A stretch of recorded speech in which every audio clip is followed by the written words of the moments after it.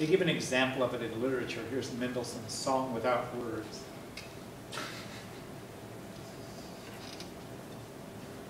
Helmer writes something called Music Without Notes. Words like men without hats. He's in E flat, starts out, he's got a 5/7 of 4, so E flat, G, B flat, D flat, like a dominant seventh of the subdominant. And then on the 4th beat, the B flat changes to a B natural. That becomes an augmented dominant seventh. This is just an example from literature of what we were talking about previously. So only this is a 5 augmented 6/5 of 4. So you write 5 augmented, it's first inversion, and it's of 4. And that's only right there on the 4th beat. That measure 53.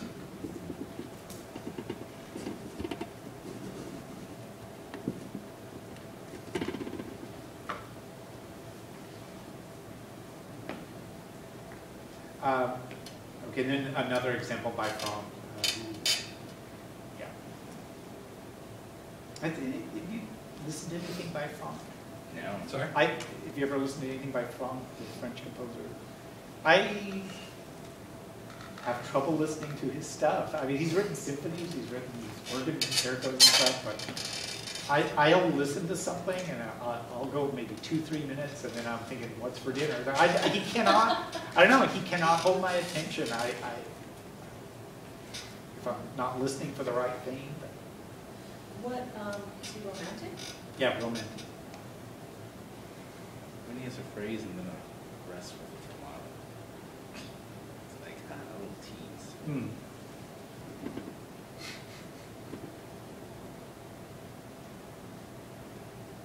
Then I don't want to go over assignment 9.5. This is these less common things, these weird things that you don't see very much. But let's see who he's using, for example. Well, Wagner, Valkyrie, that is extremely sophisticated composer. Number 2 is Dvorak. Okay, not one of the #1 composers, but Fauré, who is impressionistic. So once you get into impressionism, I mean, they'll add sharps and flats to everything. Strauss, Till Eulenspiegel. Okay, that's Strauss was a late romantic, maybe even considered early modern, since he lived across the turn of the century. Here's Franck again, number 5. So maybe this was a theme Franck had where he was trying to take these augmented 6 intervals and use them. And then Beethoven, okay.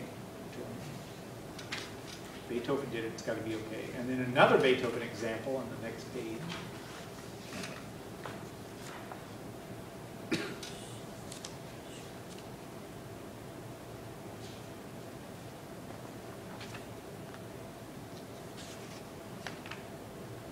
Schubert.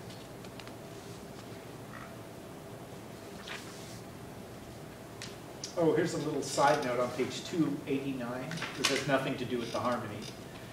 Number 8 at the top, it says, in word painting, a composer heightens the meaning of a word or a short phrase by some musical device. In this excerpt, can you locate the word or words and describe the device used? This is also, the technical term is a madrigalism because they use this in madrigals in the Renaissance. But it would be, I mentioned this because you're doing your project, so if you said, I got up this morning, and then you hear this ascending chromatic scale, or you said, my heart was deep, and then you have a very low note, or my spirit soared, and you suddenly have high notes. There's a famous Renaissance madrigal, and the poem was, we went 1 by 1, 2 by 2, 3 by 3. So they have one voice go 1 by 1, and then a duet for 2 by 2, and then a trio for 3 by 3. There are a lot of madrigalisms even nowadays. Garth Brooks, I got friends in low. Oh, yeah? So the word low, he actually picks a note that's like the bottom of his range. That's a madrigalism. I got friends in low plays. Yeah, country will do that sometimes. Let me see, what's he saying? And the cocks are crowing, I rise to look without, the day is cold and dreary, the ravens are screaming aloud. Oh, that's, where would screaming aloud be? Where there's a sforzando? Yeah, the sforzando, there's one at the end of the second system and one at the third system. So what chord is screaming aloud? Let's see.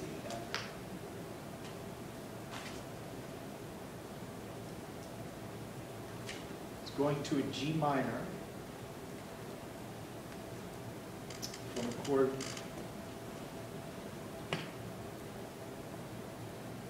G. If we're in G minor, it'd be a G, a 2, a raised 4, but it would have a, flat 6. So it's a German 6 in G minor at the end of the second system, after the sforzando. And the sforzando in the last system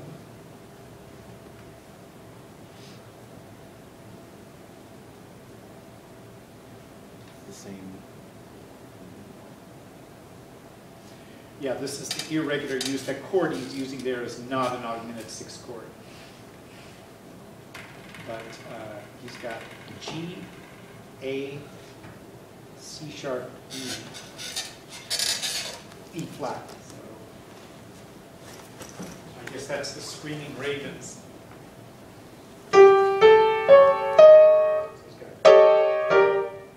Oh, interesting stuff.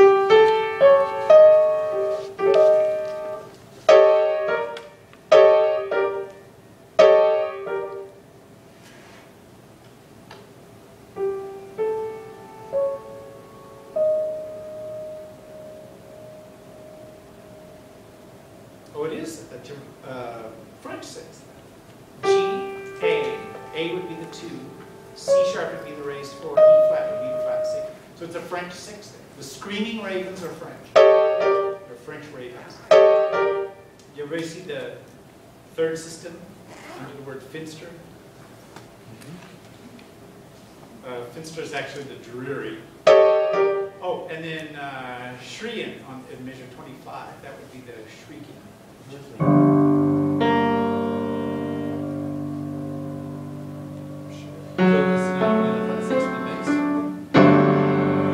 shrieking is just... No, it's a French. What's that? Yeah, the shrieking is just a dominant 7th with the tonic pedals. So the dreary is the French 6th. The shrieking is nothing out of the ordinary, just a dominant 7th with a tonic pedal.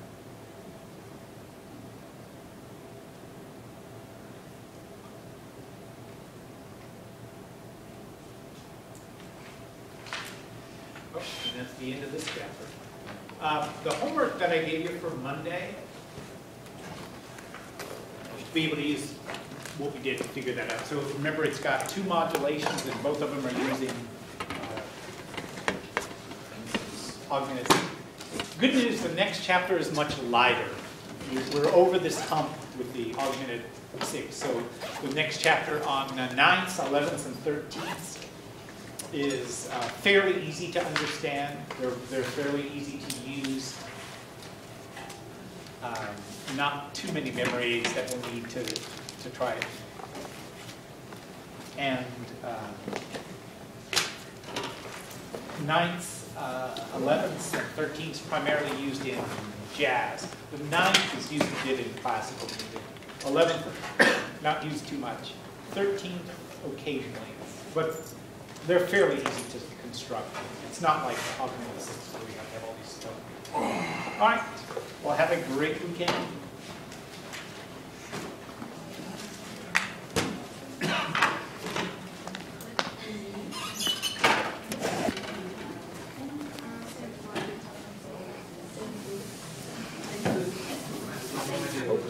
You have a great weekend too.